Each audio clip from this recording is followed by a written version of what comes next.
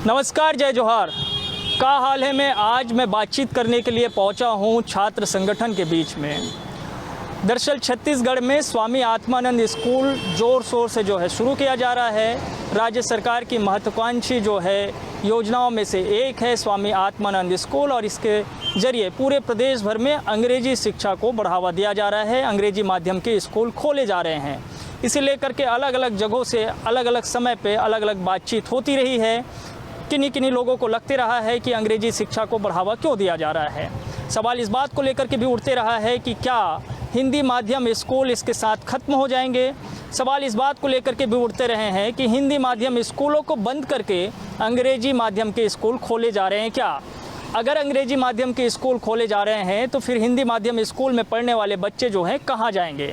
और सवाल इस बात को लेकर के भी उठाया जाता रहा है कि अंग्रेजी माध्यम स्कूलों में जो भर्ती हो रही है वहाँ पे संविदा पे भर्ती क्यों हो रही है, नियमित शिक्षकों की जो है पदस्थापना क्यों नहीं की जा रही है।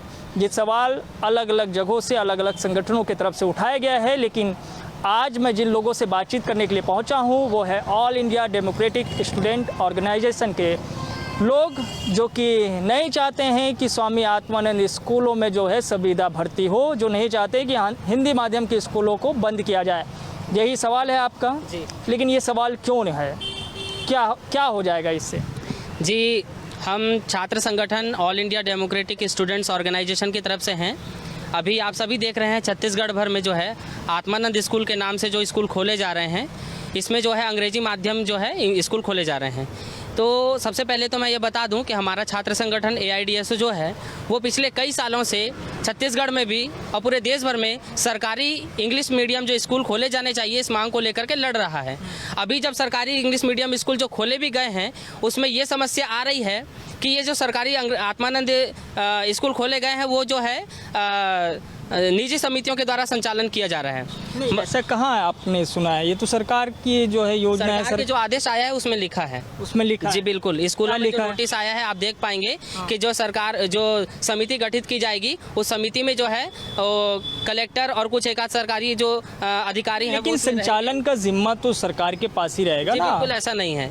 संचालन जो है वो समिति करेगी, और क्योंकि समिति जो है वो निजी पंजीकृत समिति रहेगी और उसमें ये साफ साफ लिखा हुआ है कि शिक्षकों की भर्ती को लेकर के या मैनेजमेंट जो है उसको लेकर के उसका पूरा जो निर्णय है वो समिति करेगी, और ऐसा हो भी रहा है। अभी आप जान रहे हैं, आपने ही जो बात कही है कि संविदा के आधार पर भर्ती की जा रही है, तो इसकी क्या जरूरत है आप सोच के देखिए, या हम सभी को सोचना चाहिए कि जब शिक्षक को पढ़ाना है, छात्र को पढ़ना है, और जब शिक्षक को भर्ती करना ही है उस पोस्ट पे, तो क्यों ना उसको परमानेंट किया जाए, जो कि परमानेंट करने का पहले से है, पहले से परमानेंट ही होते हैं। लेकिन अभी जो है ठेका प्रथा, संविदा तो और कुछ नाम पर जो है उनको 1 साल 2 साल 5 साल 3 साल इस रूप में रखा जा रहा है। इसकी क्या जरूरत है? इसका तो सीधा मतलब निकलता है कि 3 साल 4 साल कंप्लीट होंगे, हो सकता है उसको निकाल दिया जाए, फिर से नई भर्ती की जाए, तो उनका क्या होगा ऐसे में? और छात्र जो पढ़ाई कर रहे हैं, अभी जो आत्मानंद स्कूल खोले गए हैं उसमें 50-50 सीट दी गई है एक कक्षा में, ये ठीक ही बात है। लेकिन जो छात्र और भी पढ़ने आना चाहता है उसको वापस क्यों जाना पड़ रहा है?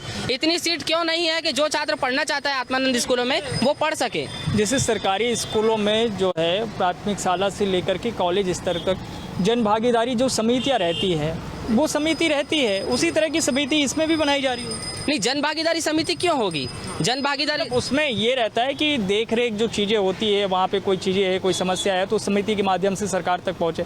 आप लोगों को ये लग रहा है क्या कि ये पूरी तरह से निजी स्कूल की तरह ही संचालन इसका होने लगेगा? देखिए, सन 1986 में जो शिक्षा नीति लाई गई थी उसी को आगे बढ़ाते हुए जो निजीकरण का काम शुरू हुआ था, अभी 2020 में भी जो नई शिक्षा नीति लाई गई है उसमें पूरी तरीके से शिक्षा को जो बची कुछ शिक्षा है उसको भी पूरा निजी हाथों में देने की प्लानिंग चल रही है, यह हम लोग जानते हैं। और साथ साथ में जो आत्मानंद स्कूल खोले जा रहे हैं उसको भी जब खोल सरकार रही है, आम जनता का, आम छात्रों का जब पैसा लग रहा है तो क्यों ना उसको सरकार ही संचालित करे? क्यों जरूरत पड़ रही है कि उसको निजी समितियों को दिया जा रहा है? आज तक इसकी जरूरत को लेकर के कोई बात नहीं हुई, लेकिन उनको निजी समितियों के हाथ में संचालन के लिए दिया जा रहा है। लेकिन वहाँ पे नियमित शिक्षक भी रहेंगे, ऐसा नहीं है कि पूरी तरह से जो है संविदा पे रहे, वहाँ पे नियमित शिक्षक भी रहेंगे। तो ये सवाल कैसे उठता है कि निजी रखना क्यों? सवाल तो ये भी है, छात्रों का सवाल है कि ये जायज सवाल है कि संविदा में भर्ती क्यों जी। और साथ में संविदा के साथ साथ एक सवाल जुड़ा हुआ है कि जितने शिक्षकों की भर्ती होनी चाहिए उतने नहीं है। कई जगह पर पर्याप्त शिक्षक न होने के कारण कई पीरियड नहीं लग रहे हैं, पढ़ाई जो अच्छे से है। अभी स्वामी बिल्कुल कई जिले में आप देख पाएंगे पेपर में लगातार आ रहा है कि जितने शिक्षकों की भर्ती होनी चाहिए उतने पूरे पर्याप्त तो नहीं हो पाए हैं। तो जब खुले हुए उसको 1 साल से ज़्यादा हो गया तो अभी पूरे शिक्षकों की भर्ती क्यों नहीं हो पाई? क्या शिक्षक भर्ती करने के लिए है नहीं? क्या युवा जो छात्र हैं वो पढ़ लिख करके अपनी योग्यता लेकर के नहीं घूम रहे हैं सड़कों पर? बिल्कुल घूम रहे हैं, लेकिन उन लोगों को रोजगार नहीं मिल रहा है। अच्छा, आप लोगों का विरोध क्या इस बात को लेकर के भी है कि अंग्रेजी स्कूल है, अंग्रेजी स्कूल खोले जा रहे हैं, उसको लेकर के तो नहीं है? बिल्कुल नहीं। हमारा छात्र संगठन ऑल इंडिया डीएसओ के द्वारा, जैसा कि प्रवीण ने बताया कि जब से हमारा छात्र संगठन बना है उसके बाद से ही हम लोग अंग्रेजी माध्यम स्कूल खोलने के लिए चाहते हैं अंग्रेजी के स्कूल खोले। माध्यम स्कूल खुले, इसको लेकर लगातार आंदोलन कर रहे हैं। वो आंदोलन की वजह से ही है कि सरकार को ये आत्मानंद स्कूल खोलना पड़ा। लेकिन और ये जो आत्मानंद स्कूल खुला है हम इसका स्वागत करते हैं, लेकिन स्कूल के संचालन के लिए हम सभी देख रहे हैं कि जो पूर्व संचालित हिंदी माध्यम स्कूल के भवन हैं उसी भवनों पे चलाया जा रहा है। उस भवन पे चलाए जाने के कारण जो पुराने हिंदी मीडियम स्कूल थी उसकी स्थिति अभी संशय में है।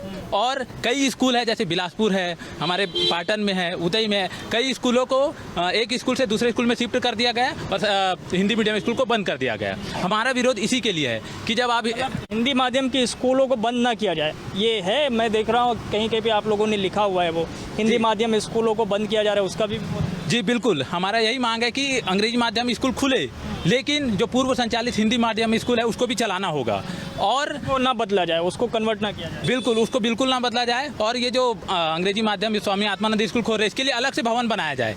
अगर भवन बनाने की स्थिति तुरंत नहीं है, भवन तो बनाना ही चाहिए, अगर तुरंत स्थिति नहीं है तो उन स्कूलों में 2 पाली में 3 पाली में स्कूलों को चलाया जाए, जिससे जो पूर्व संचालित है हिंदी मीडियम स्कूल आप लोगों की स्थिति संशय में ना रहे। अभी आप लोगों की जानकारी में है ऐसे कि हिंदी माध्यम के स्कूल बंद किए गए हैं? बिल्कुल, मैंने तो बताया कि बिलासपुर में वैसा स्कूल है, बिलासपुर में, उदय में, पाटन में, 3 जगह में आपको ऐसी, धमतरी में भी है। कर दिया गया पूरी तरह से। बिल्कुल, वो स्कूल को शिफ्ट करके स्कूल को शिफ्ट करके बंद कर दिए।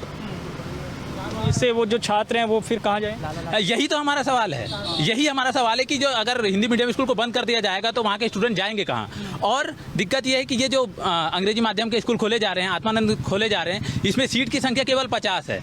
50 सीट होने के कारण 51 नंबर का जो छात्र है उसको एडमिशन नहीं मिलेगा। पहले तो हिंदी मीडियम में था, अब वो हिंदी मीडियम बंद होने के कारण वो अंग्रेजी माध्यम में भी नहीं ले पा रहे और आत्मानंद के हिंदी माध्यम में भी नहीं ले पा रहे, क्योंकि 50 सीट है। तो हमारी मांग है कि ये आत्मानंद स्कूल खुले, लेकिन उसकी सीट की संख्या बढ़ाए, जितने छात्र लेना चाहे सभी को मौका दे। अच्छा, आप लोगों ने एक चीज़ और लिखा है, निजीकरण, व्यापारीकरण, सांप्रदायिकरण, इसका क्या मतलब है? ये अभी जो राष्ट्रीय शिक्षा नीति आई है वो एक तरफ से जो सरकारी जो स्कूल है उसको अभी जो स्वामी आत्मानंद के नाम पे प्राइवेट स्कूल में दे रहे हैं, प्राइवेट हाथों में दे रहे हैं। यही है निजीकरण के मतलब अभी। अच्छा, इससे निजीकरण को बढ़ावा मिल रहा है? हाँ जी हाँ। नई राष्ट्रीय शिक्षा नीति में ऐसी बातें हैं जिससे कि निजीकरण को बढ़ावा मिलेगा। हाँ, जैसे कि अभी हमने देखा कि जो स्वामी आत्मानंद में केवल एक क्लास में एक कक्षा में 50 सीट है, तो 50 सीट बाकी हम लोग जब देखे थे, जब सरकार वो चला रही थी शिक्षा को, तो उसमें क्या होता था, अनलिमिटेड जो सीटें थी, मतलब एक नियमित था, लेकिन जहाँ से ज़्यादा जो स्टूडेंट थे वहाँ पढ़ाई कर सकते थे। लेकिन अभी क्या रहा, एक कक्षा में 50 सीट हैं, तो बाकी जो कक्षा में बच्चे पढ़ रहे थे वो बच्चे कहाँ जाएंगे? तो जाहिर सी बात है वो दूसरे स्कूल में जाएगा, प्राइवेट स्कूल में। लेकिन हर कोई तो प्राइवेट में नहीं पढ़ा पाएंगे क्योंकि उनके पास पैसा नहीं है। ये स्थिति में देखने के अधिकांश जो छात्र हैं फिर भी जाके ज़बरदस्ती उनको पढ़ना ही है, फिर वो जा रहे हैं प्राइवेट स्कूल में लेके। तो जाहिर से हम देख रहे इस चीज़ को महसूस कर रहे हैं कि जो राष्ट्रीय शिक्षा नीति है वो पूरा प्राइवेट हाथों में जा रहा है। यही हम लोग का ये कहना है। अच्छा, ये बताइए कि अभी जो आप लोग का संगठन है ना, आप लोग ज़्यादातर सब पढ़ने वाले हैं मेरे ख्याल से? सब पढ़ने वाले। नौकरी भी करते होंगे कुछ लोग? करते होंगे? नहीं करते हैं? अच्छा, पढ़ने में ही। आप लोगों को क्या लग रहा है कि इससे आप लोग कितने प्रभावित हो रहे हैं इस तरह की जो है शिक्षा से, शिक्षा व्यवस्था से? हाँ, बहुत ज़्यादा आम गरीब करके जो बच्चे हैं वही प्रभावित हो रहे हैं, क्योंकि हम सभी जानते हैं कि पढ़ने का अधिकार सबको है, लेकिन ऐसे गवर्नमेंट जो नीति ला रही है जिससे निजीकरण, व्यापारीकरण को बढ़ावा मिल रहा है, जिससे आम गरीब करके जो छात्र हैं वो पढ़ नहीं पा रहे हैं। क्योंकि हम सभी जानते हैं कहीं ना कहीं पढ़ाई के क्षेत्र में पैसा आ जाता है और बहुत सारे निजी स्कूलों में बहुत ज़्यादा फीस होने से हम पढ़ नहीं पाते, इसलिए तो बहुत ज़्यादा छात्र जो हैं वही प्रभावित हो रहे हैं। इसीलिए तो सरकार ने ये व्यवस्था की ना कि स्वामी आत्मानंद स्कूल खोलते हैं, वहाँ पे आप कम पैसे पे, मतलब निःशुल्क है बहुत सारे लोगों के लिए, ये कम पैसे पे आप पढ़ सकते हैं, बहुत आसानी से आपको अच्छी शिक्षा देंगे। तो वो व्यवस्था तो अच्छी है। बिल्कुल, व्यवस्था अच्छी है। तो भैया जैसे बताएं कि हम शुरू से चाहते थे कि इंग्लिश मीडियम स्कूल होना चाहिए, हम इसका स्वागत भी करते हैं, लेकिन स्कूल को लाकर सीट संख्या निर्धारित कर देना जिससे सिर्फ 85 बच्चे पढ़ पाएंगे, ये कहाँ का न्याय है? ऐसे में तो सारे बच्चे पढ़ नहीं पाएंगे, तो कहाँ हमारे लिए लाभकारी वो हुआ ये? क्वालिटी की भी बात तो होगी कि फिर वो क्वालिटी सिर्फ 50 बच्चों को मिलेगा, बाकी बच्चे फिर जो भैया बोले कि 51 बच्चे के लिए फिर संख्या बढ़ाई जानी चाहिए स्कूलों की संख्या। इसलिए तो बात रख रहे हैं, पाली वाइज खुलना चाहिए, जिसे अगर वो 51वां बच्चा होता है तो उनको भी पढ़ने का अधिकार है। नहीं, लेकिन ये तो अभी शुरुआत है, इससे तो संख्या अभी बढ़ते जाएगी। अभी तो 172 है, फिर हो सकता है वो 200 के पार, 300 के पार, 400 के पास। नहीं, जरूर जरूर ये तो खुलना ही चाहिए, लेकिन हम सवाल ये कर रहे हैं कि सीट संख्या निर्धारित क्यों की जाएगी? एक ही ब्लॉक में एक ही स्कूल दे रहे हो आप, लेकिन अगर उतने फिर टीचर नहीं रहे तो फिर क्वालिटी का क्या तो होगा? बात फिर वही आ जाता है, क्या हमारे देश में बच्चे नहीं हैं, युवा नहीं हैं जो पढ़ा सकते हैं? बीएड करके कितने लोग बैठे हुए हैं, उनको रोजगार दीजिए ना, आप उनको भर्ती कीजिए, नियमित भर्ती कीजिए उनका, ऐसा हमारा मांग है। ऐसा मानना है। जरा और आप क्या करते हैं बताइए जरा। मैं पढ़ाई करता हूँ, मैं काय की पढ़ाई करते हैं? बीए फाइनल का इस साल एग्ज़ाम क्वालिफाई किया मैं। क्या सोच के रखे आगे क्या करना है? आगे मुझे भी मैं टीचर बनना चाहता हूँ और एक अच्छा इंसान बनना। तो यहाँ पे क्या माहौल है टीचर बनने के लिए को लेकर? सबसे पहले माहौल टीचर बनना है हमको, तो फिर पढ़ाई बीएड करना है। सरकार ने बोला कि बीएड करना अनिवार्य है ना, छत्तीसगढ़ में आपको टीचर बने। लेकिन आप हम पूछते हैं कि छत्तीसगढ़ में बीएड के सरकारी कॉलेज कितने हैं? दो तीन सरकारी बीएड कॉलेज। तो क्या छत्तीसगढ़ के सारे बच्चे 2-3 बीएड कॉलेज से पढ़ पाएंगे? तो अब जाना होगा वहाँ से, नहीं हो तो प्राइवेट कॉलेज। तो मेरे मम्मी पापा मजदूरी करते हैं, अधिकतर हम देखते हैं कि देश में हमारे गरीब मजदूर परिवार से निवास करते हैं, तो उनके बच्चे कैसे प्राइवेट में पढ़ पाएंगे? वहाँ तो लाखों रुपये फीस है, तो कैसे वो बीएड कर पाएंगे? जब आप बोल रहे हो एक तरफ कि आपको शिक्षक बनना है तो बीएड करना अनिवार्य है, लेकिन आप बीएड का सरकारी कॉलेज ही नहीं है, तो कैसे बीएड? कम है उसकी संख्या कम। हाँ, बहुत कम है। तो ज़्यादातर लोगों को निजी कॉलेजों में पढ़ना पड़ता है। हाँ, निजी कॉलेजों में पढ़ना पड़ता है, वहाँ बहुत ज़्यादा फीस, अधिकतर बच्चे पढ़ नहीं पाते। तो जबकि अधिक से अधिक सरकारी कॉलेज होना चाहिए। जब आप बोल रहे हैं कि अनिवार्य है तो कॉलेज तो भी होना चाहिए, तब तो पढ़ाई कर पाएंगे। तो पढ़ पाएंगे, ठीक बात है। खूब नारा लगा रही थी आप, अभी भी मन है? हाँ, क्या करती हैं आप? मैं अभी पढ़ाई करती हूँ। अच्छा, काय की पढ़ाई कर रही हैं? मैं अभी पीजी MSW कंप्लीट की हूँ। अच्छा, तो फिर सोशल वर्क में ही रहना है? हाँ, सोशल वर्क में रहना है, छात्रों के हित के लिए आगे आना है। तो कैसा माहौल देखते हैं छत्तीसगढ़ में जो है छात्रों को लेकर के, या फिर शिक्षा व्यवस्था या रोजगार को? जैसे कि इन्होंने बताया कि बीएड के कॉलेज कम है, सरकारी कॉलेज कम है, जिससे कि ज़्यादा फीस दे करके हमें निजी कॉलेजों में पढ़ना पड़ता है। आपको क्या लग रहा है? देखिए, छत्तीसगढ़ में तो सरकार कह रही है कि बेरोजगारी दर भी कम होते चली जा रही है, अच्छी शिक्षा व्यवस्था हम कर रहे हैं, उसमें से एक ये स्वामी आत्मानंद स्कूल का उदाहरण भी है। सरकार तो सिर्फ बोल रहे हैं, लेकिन असलियत तो हम लोग देख रहे हैं। मैं खुद पढ़ी हूँ, MSW में 5 पेपर होता है, लेकिन 5 पेपर में 5 टीचर होना चाहिए, लेकिन वहाँ टीचर एक ही टीचर हैं जो 5 पेपर पढ़ा रहे हैं, और वही एक ही टीचर फर्स्ट सेमेस्टर वाले को पढ़ा रहे हैं, वही एक ही टीचर सेकेंड सेमेस्टर वाले को पढ़ा रहे हैं, वही एक टीचर 4th सेमेस्टर वाले को पढ़ा रहे हैं। तो यहीं से पता चलता है कि हमारा शिक्षा व्यवस्था क्या है। आज हम लोग हमारी शिक्षा व्यवस्था को देखें तो 9वीं के क्लास वाले बच्चे को हम लोग पूछे कि आपका नाम लिख करके बताओ, तो गलत ही लिखेंगे। मम्मी पापा का नाम लिख करके बताओ, गलत। एक बुक पढ़ने बोल दे तो वो गलत पढ़ेंगे। ऐसा शिक्षा व्यवस्था, तो ये क्या अच्छी शिक्षा है? इसी को तो सुधारने की कोशिश सरकार कर रही है। वो कह रही है हम स्वामी आत्मानंद से बेस्ट शिक्षा देंगे, बहुत अच्छी शिक्षा व्यवस्था हो जाएगी यहाँ पे। तो उस पर भरोसा नहीं है। हाँ, हमको तो भरोसा नहीं है। इतने साल से हम लोग देख चुके हैं। अगर शिक्षा व्यवस्था अच्छी करती तो शिक्षा व्यवस्था ऐसा होना चाहिए कि पर्याप्त मात्रा में टीचर होते, स्कूल का जो मैनेजमेंट है वो अच्छा होता, ताकि मजबूरन में जो पेरेंट्स हैं उनको प्राइवेट स्कूल में भेजना ना पड़े अपने बच्चे को, क्योंकि वहाँ एक तो टीचर नहीं है, एक है कि व्यवस्था ठीक से नहीं है, इस वजह से मजबूरन में भेजना पड़ता है। और इसलिए आज आप सड़क पे? हाँ, इसलिए हम आज सड़क पे आंदोलन कर रहे हैं, हमारे आवाज़ बुलंद कर रहे हैं, और जब तक हमारे मांग पूरा नहीं होता तब तक हम ये आवाज़ को ऊंचा उठाए रखेंगे और तेज करेंगे। क्या नाम है आपका? मैं अनिल देवांगन। अनिल भाई, क्या करते हैं आप? मैं अभी पढ़ाई कर रहा हूँ इंजीनियरिंग की, रायपुर से। क्या सोचा है फिर आगे आप? आगे जैसा कि आम छात्रों का एक सपना होता है कि वो पढ़ाई करें। भाई, आप तो अच्छी जगह से कर रहे हैं। हाँ, पढ़ाई अच्छी जगह से कर रहे हैं, लेकिन हम देख रहे हैं कि शिक्षा का स्तर छत्तीसगढ़ में, पूरे राज्य भर में, पूरे देश भर में लगातार गिरते जा रहे हैं। अच्छा नहीं है?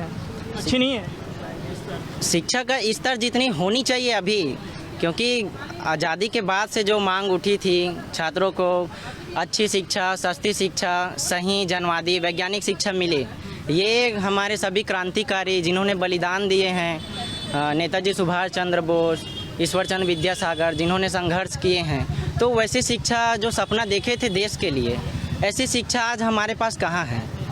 और जैसा कि आपका सवाल था कि इसके बाद क्या करेंगे, तो सवाल तो ये है, हर छात्रों का सपना होता है पढ़ाई करेंगे, पढ़ाई करने के बाद एक अच्छा सा नौकरी हो।